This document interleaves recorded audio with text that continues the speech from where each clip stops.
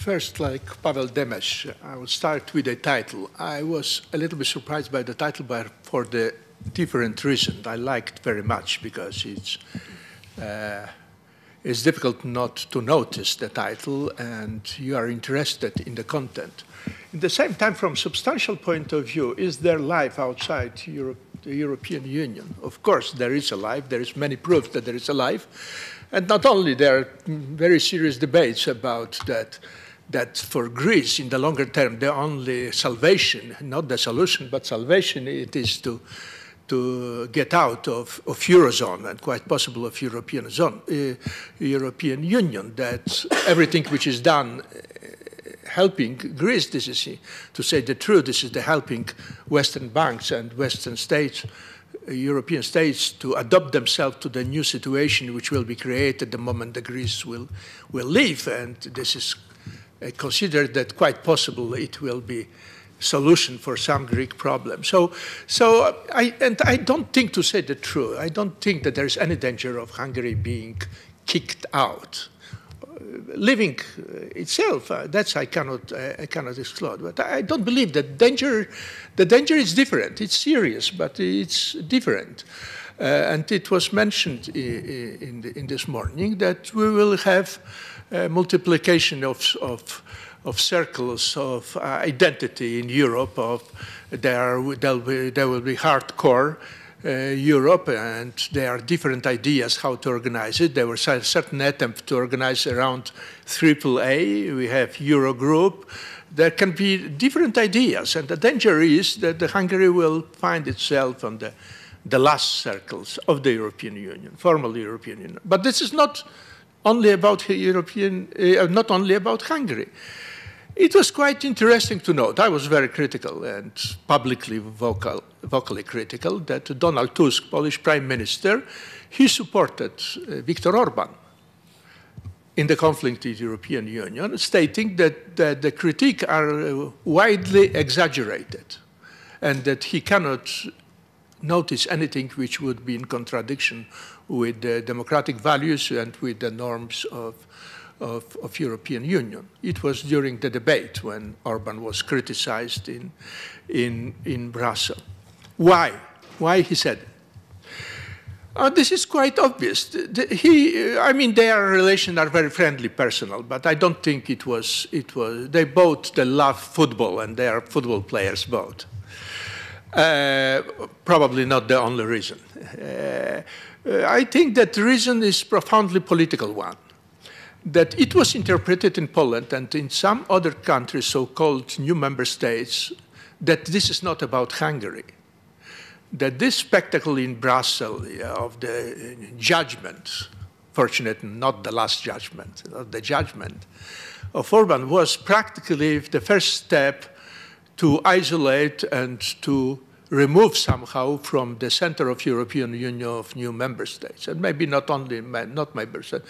That this is an element of preparation for the reconstruction, the reorganization, which probably will take place in the European Union. So it was the reason why he reacted, and quite violently reacted. He felt that Poland is threatened directly.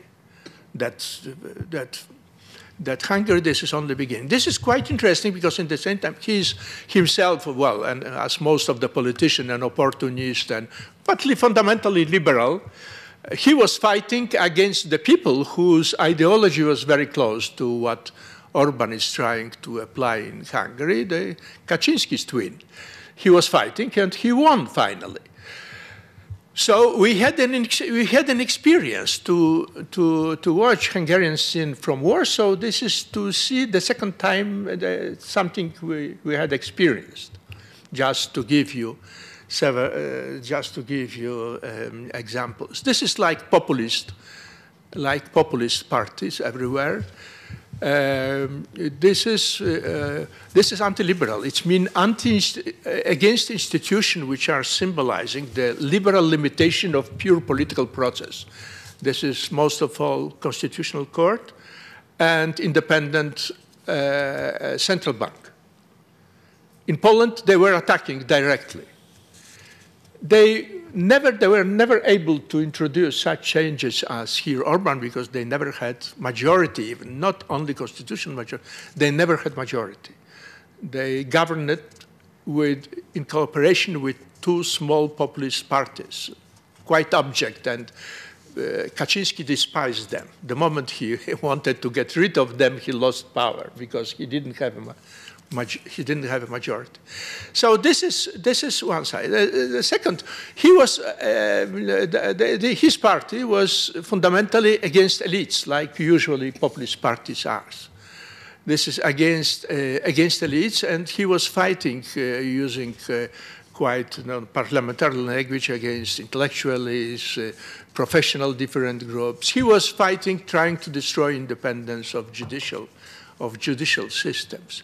He was using formula which is very nice, which actually Orbán doesn't need to use it because he overcome the problem posed by the formula, and he formulated a sort of impossibility doctrine. Impossibility doctrine, you cannot do really anything. What do we mean? We have power and we cannot do anything because there are limitations upon the power, liberal limitation and legal limitation, institutional limitation. But this impossibility doctrine, he was coming very often and repeating about this impossibility doctrine he was trying to destroy, he was trying to eliminate. Afterwards, ideologically, he was very close. He was conservative Catholic.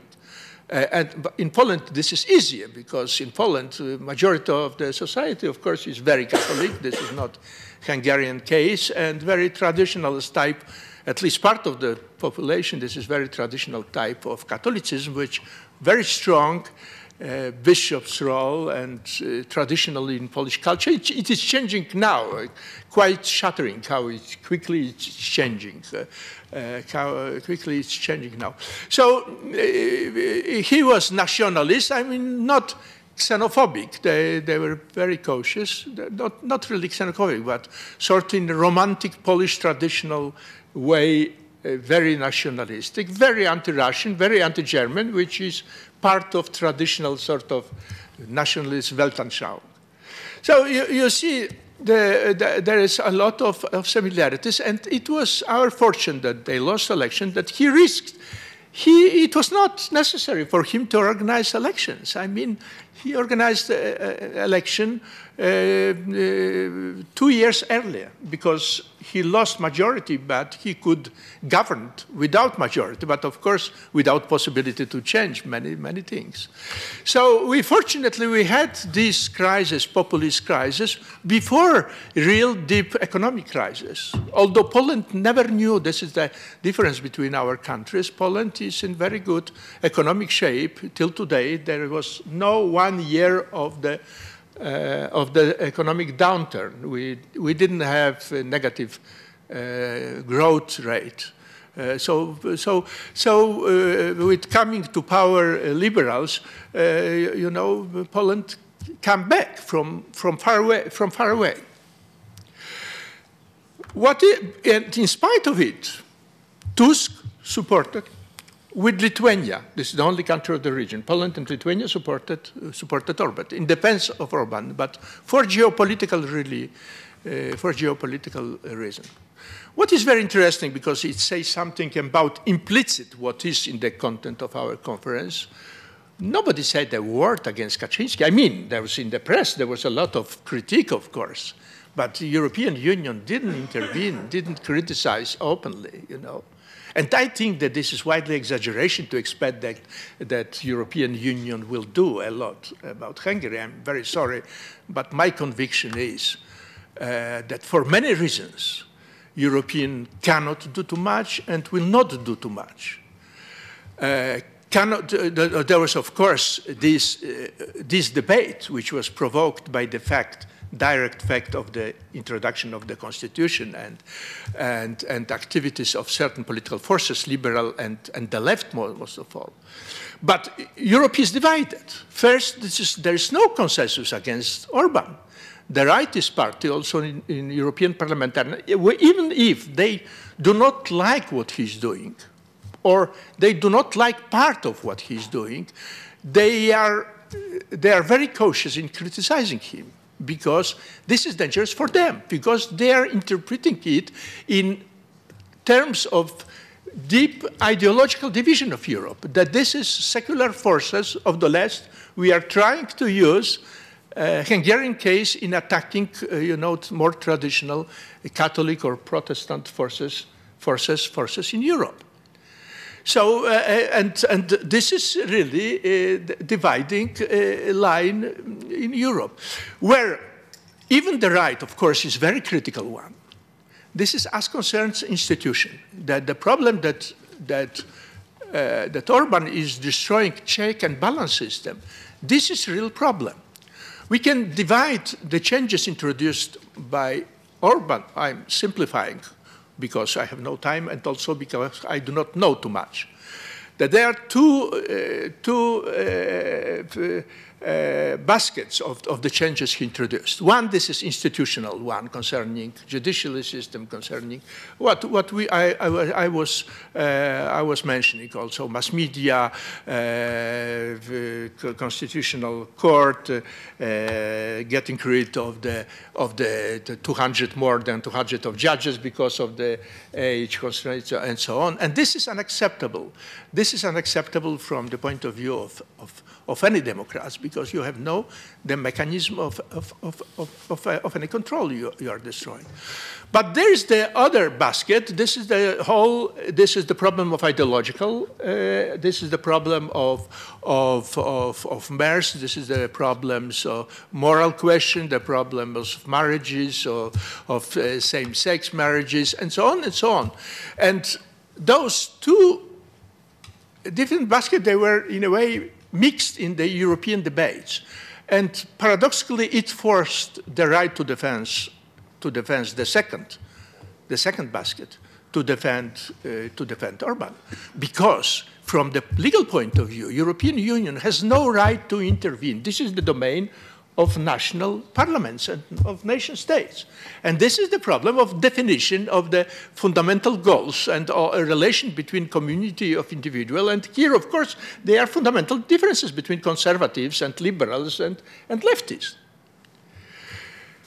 Why other reasons why Europe will not intervene? Because Europe has no instruments. We have now two major crises. We are discussing most of all about one major crisis in Europe because this concerns euro. Only after years, although there were several economists, especially American, who criticized euro already in the 90s, that even somebody who was not an admirer of so-called socialist Europe, like Milton Friedman, he was writing, I remember then, in 1909, that there is no example in history to have common money without common political power.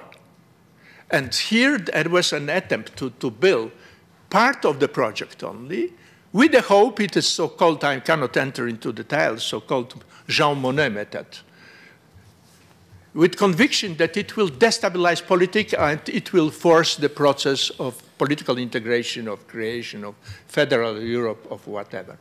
And in a way, we can see the result, and we have no mechanism how to solve the problem. Only now Europe is trying to invent methods how to deal with the problem. And the second dimension, this is the political dimension. Pavel was saying that after negotiation period, when our countries entered into European Union lost any possible control of new member states. Actually, like old member states. They cannot influence, they cannot control, they cannot kick off a non-democratic state, even dictatorship. Only Lisbon Treaty introduced one article which allows to deprive of right of vote, not to expel from European Union, but right of vote of member states. So I cannot exclude that if I can say so, positive effect of what happened in Hungary will be also speeding up of the political integration process. Like there is from economic side, we can see this process. There's fiscal community and political because it's quite obvious that there are at least certain elements of political community are necessary in order, minimum, for the existing Euro system for functioning here. There is a really bitter paradox. The United States of Europe, it was ideal of many generations of elites, European elites, from Victor Hugo, who was speaking about United States of Europe, and beside the wars and so on. Now, federalization of Europe is not considered as an ideal. There are very few people who would say that this is ideal, but as a necessity. It's transformation of free will of political process into necessity that we must do. And I cannot exclude that Hungarian example of what is happening will contribute to the same process, that this is impossible, that we cannot have a situation in Europe where potentially tomorrow, because how to describe today's Hungarian system, this is difficult, and even today, Andras Batory was talking about centralized democracy, I heard about authoritarian democracy. It seemed to be contradictory in adjecto, but different terms are used. This is quite obvious that this is difficult to name, this animal. But we cannot exclude that tomorrow we can have quite hardcore authoritarian regime, and Europe must be prepared how to deal with it. And there's one more reason why I would suspect that Europe will not react, or at least not in the short term.